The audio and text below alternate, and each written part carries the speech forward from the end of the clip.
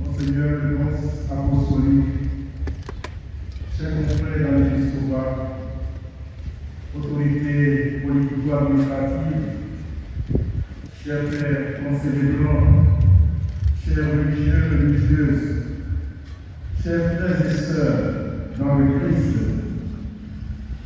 le psaume responsorial de ce jour dit en son dernier verset: oui, le Seigneur est bon, éternel est son amour. Le psalmiste s'écriait ainsi à la joyeuse mémoire des hauts faits de Dieu à son peuple Israël. Il s'est rappelé la glorieuse libération par la mer Rouge et il n'a pu résister de s'exclamer: oui, le Seigneur est bon, sa fidélité demeure d'âge en âge.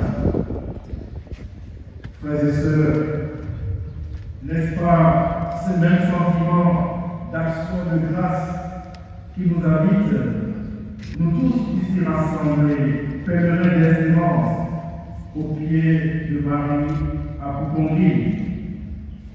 En effet, comment ne pas rendre grâce au Seigneur en ce dimanche du bon pasteur et de prière pour les vocations, alors que la Providence nous donne de voir autant d'évêques et de prêtres rassemblés autour d'un même autel. De fait, nous sommes venus de 16 pays de l'Afrique de l'Ouest, fortifiés dans la même foi en Dieu et en l'Église une, sainte, catholique et apostolique. Oui, le Seigneur est vraiment bon. Il vient de nous le faire expérimenter à nos frères, en faisant de notre diversité d'origine et de sensibilité culturelle, sociale et ecclésiale une seule famille de Dieu, où l'amour et la fraternité dans le Christ, le dialogue et la solidarité en humanité parlent plus fort que les velléités de division et de conflits de tout genre. Oui, Dieu nous a fait ressentir que nous sommes un seul et même troupeau rassemblé et guidé par un même et unique maître, le Christ, pasteur par excellence. Oui, mes frères et sœurs bien-aimés, comment ne pas rendre grâce aussi pour la richesse exceptionnelle de nos travaux autour du thème pour une Église synodale et autonome au service de la justice et de la paix en Afrique de l'Ouest. Nous bénissons le Seigneur qui nous a éclairés et conduits comme notre pasteur éternel, qui nous a fait redécouvrir le torrent de grâce qui inonde les vallées de nos communautés ecclésiales, aussi bien que les poteaux des frontières de nos pays. Nous avons compris plus que jamais que l'Église en Afrique, et plus spécifiquement en Afrique de l'Ouest, a des raisons irréductibles d'espérer en des lendemains meilleurs de justice et de paix. L'expérience mémorable de la cérémonie solennelle d'ouverture de notre assemblée plénière suffit à elle seule pour dire au reste de l'humanité que les valeurs sociales de justice et de paix ont un dénominateur commun, à savoir la foi en Dieu. Dès lors, une laïcité respectueuse des traditions religieuses est possible, voire indispensable pour l'établissement de la paix authentique, l'autre nom du développement. Comment enfin ne pas rendre grâce au Seigneur pour l'élection du nouveau pape Léon XIV, laquelle élection eut lieu au moment même où se déroulaient les travaux de notre assemblée plénière.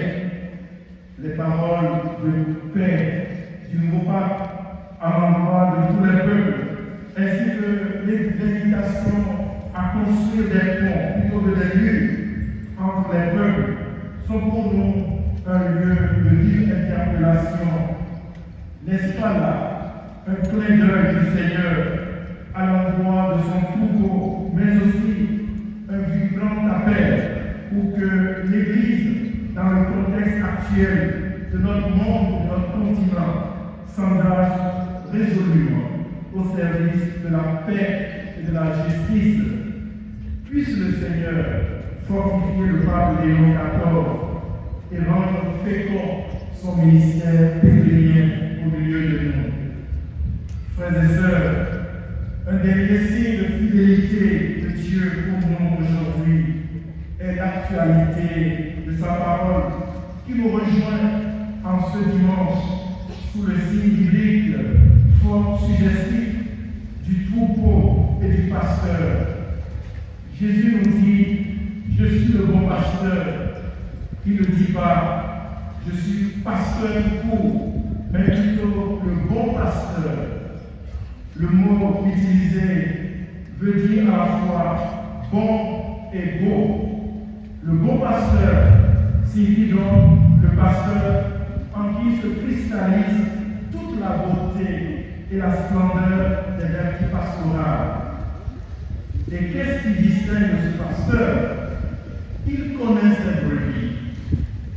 Connaître au sens biblique du terme veut dire aimer, entrer dans une relation d'intimité profonde avec celui qu'on aime. Jésus aime donc ses brebis, non pas de façon cérébrale, superficielle, mais de tout son être. Et c'est dans ce sens qu'il est capable de se dessaisir de sa vie pour ses brebis. Oui, il les aime jusqu'au bout, au point de leur donner sa vie en rançon. Il les protège, il veille sur elles, d'où l'origine du mot épiscope, qui veut dire celui qui veille sur le troupeau. Oui, un éveilleur, parce que veilleur, une sentinelle, parce que pèlerin sur les sentiers de l'espérance. N'est-ce pas là un appel éloquent à nous adresser, nous, évêques et prêtres, appelés à être au cœur du troupeau de Dieu, à la fois brebis et troupeau et pasteurs? N'est-ce pas là aussi, pour vous, frères et sœurs, un appel pressant à faire confiance à la fidélité du bon pasteur qui vous attire à lui et vous conduit à travers l'exercice du ministère épiscopal dans son Église? Oui, priez pour vos pasteurs, et cela signifie les aider dans la vérité et la charité. Priez pour nous, afin que, comme Paul et Barnabé dans la première lecture, rien ne nous décourage et ne nous démobilise dans les Antioches des temps modernes, où l'opposition à Dieu et à son Église, la persécution des chrétiens et la négation des valeurs chrétiennes deviennent des manières sulfureuses de vivre et surtout de gouverner. En tout état de cause, voici une parole sûre et réconfortante. Mes brebis, dit le Seigneur, ne périront jamais. Mon Père qui me les a donnés est plus grand que tout. Personne ne peut les arracher de la main du Père. Quelle belle promesse de Jésus, notre bon berger. Oui, le Christ ressuscité qui a vaincu le monde par sa croix glorieuse nous rassure de sa protection et donc de notre victoire en lui. Il essuiera toute larme de leurs yeux. Telle est la mission que l'agneau immolé, le Christ a signé lui-même et dont nous parle Saint Jean dans la deuxième lecture. Alors, frères et sœurs, dans le Christ, fils et filles bien-aimés de Dieu, n'ayez pas peur. C'est un impératif qui traverse toute la Bible et toute l'histoire de l'Église. Un impératif réitéré par le mot Pape Léon XIV dans son premier message adressé au monde. N'ayez pas peur. N'ayez pas peur d'écouter la voix de Jésus, c'est-à-dire de l'accueillir dans vos vies. N'ayez pas peur de le suivre sur le chemin de sa foi, car comme il a promis, il vous donnera la vie éternelle, c'est-à-dire la vie en plénitude. N'ayez pas peur de plonger vos vêtements de deuil, vos uniformes